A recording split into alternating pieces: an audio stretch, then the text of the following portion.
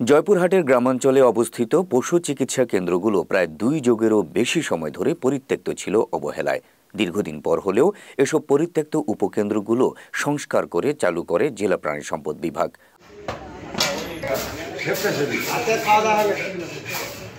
আর এতেই উপকার পেতে শুরু করেছেন পশু পাখি পালনকারীরা। আমাদের জয়পুরহাট জেলার প্রতিনিধি সুলতান মাহমুদ জানান, জয়পুরহাটের 5টি উপজেলায় 8টি পশু চিকিৎসা উপকেন্দ্র ছিল দূর অতীতে। নানা কারণে সেই সব উপকেন্দ্রগুলো বন্ধ হয়ে যায় প্রায় 2 যুগেরও বেশি সময় আগে।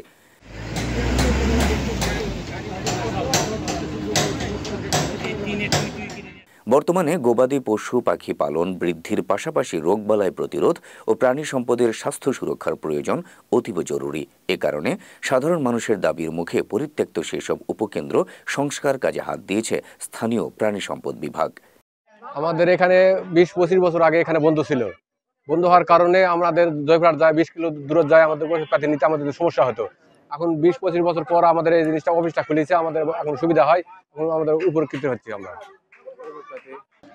আমাদের এই প্রাণী সম্পদটা চালু করার জন্য আমরা খুব উপকৃত। আগে আমাদের এখান থেকে জয়পুরহাট এখান থেকে প্রায় 15-20 কিলো দূরে, এত দূর পর্যন্ত আমাদের নিয়ে যাওয়া খুব অসম্ভব হতো। তাই আমাদের এখানে এটা প্রাণী সম্পদটা চালু হওয়ার জন্য আমাদের এলাকাবাসী এবং সকলের জন্য উপকৃত হল। এলাকাবাসীদের সহযোগিতায় ইতোমধ্যে 2টি উপকেন্দ্র সংস্কার করে চালু করেছে জেলা প্রাণী সম্পদ বিভাগ। আর এতেই উপকার পেতে শুরু করেছেন গবাদি পশু পাখি পালনকারীরা।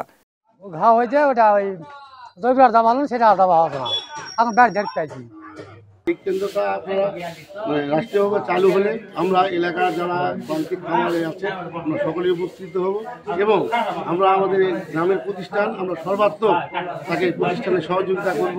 আমরা এলাকার একজন ব্যক্তি হিসাবে, একজন মানুষ হিসাবে সকলেই এটার সুফল পাক, এটা আমরা সার্বিকভাবে সহযোগিতা করব। বাস্তবতা স্বীকার করে জেলা প্রাণী সম্পদ বিভাগ জানায়, ইতোমধ্যে 2টি উপকেন্দ্র চালু করায় ব্যাপকভাবে উপকৃত হচ্ছেন সাধারণ মানুষ। তবে লোকবল সংকটের কথা বললেন প্রাণী সম্পদ কর্মকর্তা। দীর্ঘদিন বন্ধ ছিল, কার্যক্রম ছিল না। আমরা